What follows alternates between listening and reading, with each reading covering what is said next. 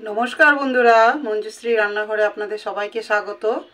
आज आमी एकटा एचोड़ेर रेसिपि निये एसेछि, एचोड़ेर तरकारी रेसिपि निये एसेछि। तो आमी प्रथमेई एकटा छोटो साइजेर एचोड़टा काटाटा आपनादेर देखानो हयनि। तो छोटो साइजेर एचोड़ आमी केटे एकटु लबण हलुद दिये सेদ্ধ करे नियेछि, आर संगे एकटा छोटो आलू दियेछि। तो एर संगे आमी अल्प परिमाणे 5-6टा चिंगड़ी माछ माझारी साइजेर छिलो, केटे धुए टुकरो करे ओटाकेও একটু লবণ হলুদ দিয়ে ভেজে নিয়েছি হালকা, খুব বেশি ভাজিনি। তো রেসিপিটি করার জন্য আমি গ্যাসে কড়াই বসিয়ে দিয়েছি। কড়াই গরম হয়ে এসেছে। আমি রান্নাটা সম্পূর্ণ সরষের তেলে করব। সরষের তেলে এই সমস্ত রান্নাগুলো সরষের তেলে করলেই বেশি স্বাদ আসে। তো আমি প্রথমে কড়াইয়ে দিয়ে দিলাম অল্প পরিমাণে সরষের তেল। আমি এই आलू और एचोड़टा एकसाथे आगे अल्प भेजे नेब।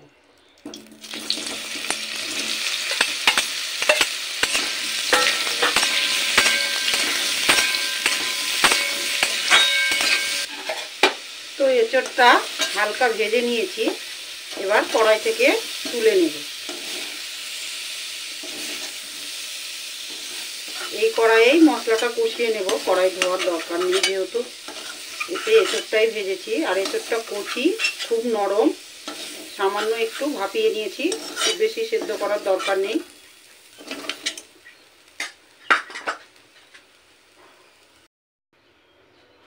কড়াইয়ে তেল দিয়ে দিয়েছি অল্প পরিমাণে, দেব গোটা জিরে আর একটা শুকনো লঙ্কা, দুটো তেজপাতা। এই ফোড়নটা 10 সেকেন্ড একটু ভালো করে নেড়ে নেব। তারপরে দিয়ে দেব কুচিয়ে রাখা পেঁয়াজ।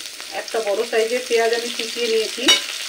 আপনারা আপনাদের ইচ্ছা মতো পেঁয়াজটা দিতে পারেন। পেঁয়াজটা আমি লম্বা লম্বা করে কুচিয়ে নিই। এবার পেঁয়াজ তেলের সাথে একটু নেড়ে নেব হালকা বাদামি কালার আসা পর্যন্ত।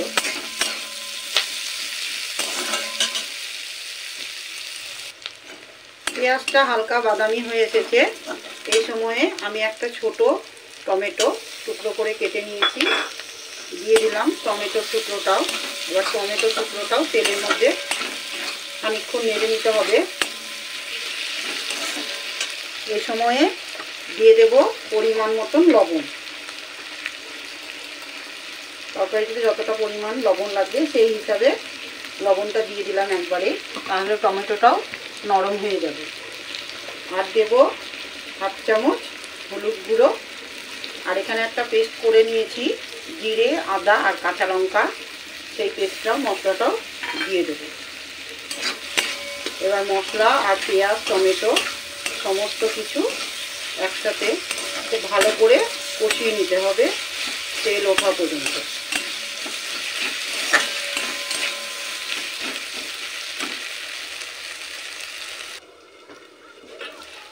মশলা খুব ভালোভাবে কষানো হয়ে গেছে আর মশলা থেকেও তেল ছেড়ে দিয়েছে। তো এই সময় আমি একটু রঙটা ভালো আসার জন্য দেব অল্প পরিমাণে কাশ্মীরি লঙ্কার গুঁড়ো, কেননা আমি জিরে আর আদার সঙ্গে দুটো লঙ্কা পেস্ট করে দিয়েছিলাম। লঙ্কাটা আপনাদের প্রয়োজন মতন দেবেন। আর দেব অল্প 1/2 চামচ ধনিয়া পাউডার। এবার শুকনো মশলাটাও ভালো করে নেড়ে একসাথে মিশিয়ে নেব। আর এই সময় দিয়ে দেব ভেজে রাখা চিংড়ি মাছ। চিংড়ি মাছটা খুব বেশি নেই, অল্প পরিমাণেই আছে, তবুও ভাবলাম রেসিপিটা আপনাদের সাথে শেয়ার করি। তো চিংড়ি মাছ দিয়েও মশলার সাথে খুব ভালো করে মিশিয়ে নিয়ে এবার দিয়ে দেব ভেজে রাখা এঁচোড় ও আলু।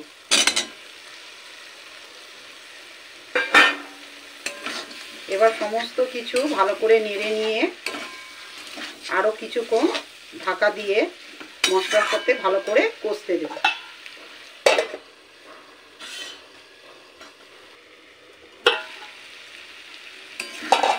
এঁচোড় আলু চিংড়ি সমস্ত কিছু মশলার সাথে খুব ভালোভাবে কষানো হয়ে গেছে।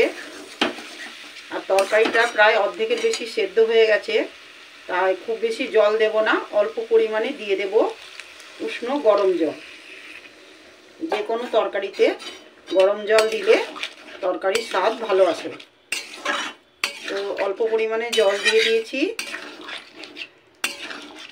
জলটা ফুটে শুকিয়ে এলেই রেডি হয়ে যাবে আমাদের এঁচোড় চিংড়ি রেসিপি। তো বন্ধুরা, আপনারাও অবশ্য এঁচোড় দিয়ে একবার এরকম এঁচোড় চিংড়ি রেসিপি বাড়িতে তৈরি করার চেষ্টা করবেন। আশা করি আপনাদেরও খুব ভালো লাগবে। তো আমি ঢেকে এইভাবে ঝোলটা কমতে দেব।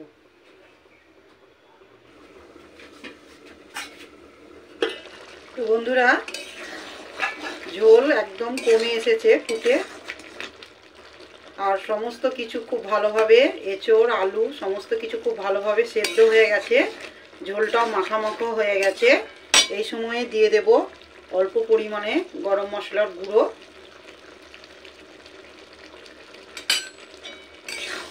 তো গরম মশলার গুঁড়োটা দিয়েও ভালো করে নেড়ে 2 মিনিট ঢাকা দিলে তৈরি হয়ে যাবে আমাদের এঁচোড় চিংড়ি রেসিপি।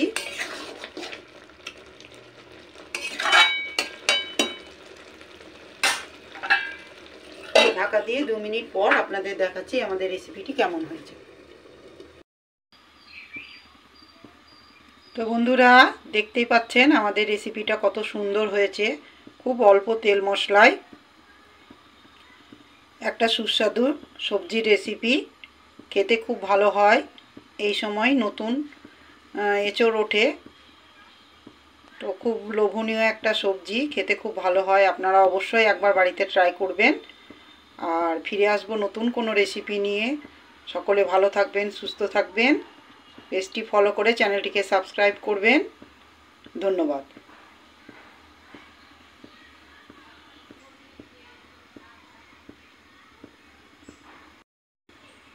তো বন্ধুরা, রেডি হয়ে গেছে আমাদের রেসিপিটা দেখতেই পাচ্ছেন, দেখতে কত সুন্দর হয়েছে। খুব অল্প তেল মশলা দিয়ে আমি রান্নাটা করেছি। সুস্বাস্থ্যকর খাবার, শরীরের পক্ষে অল্প তেল মশলাই ভালো। তো আমি খুব বেশি পরিমাণে তেল মশলা দিইনি, অল্প তেল মশলা দিয়েই করেছি। তো আপনারা অবশ্যই এই সবজি রেসিপিটা একবার বাড়িতে ট্রাই করবেন। আশা করি আপনাদেরও খুব ভালো লাগবে। ভাত, রুটি, পরোটা সবার সাথেই ভালো লাগে। তো আমার পেজটি ফলো করে চ্যানেলটিকে সাবস্ক্রাইব করবেন এবং নতুন বন্ধুদের সঙ্গে শেয়ার করবেন। ফিরে আসবো আবার নতুন কোনো রেসিপি নিয়ে। ধন্যবাদ।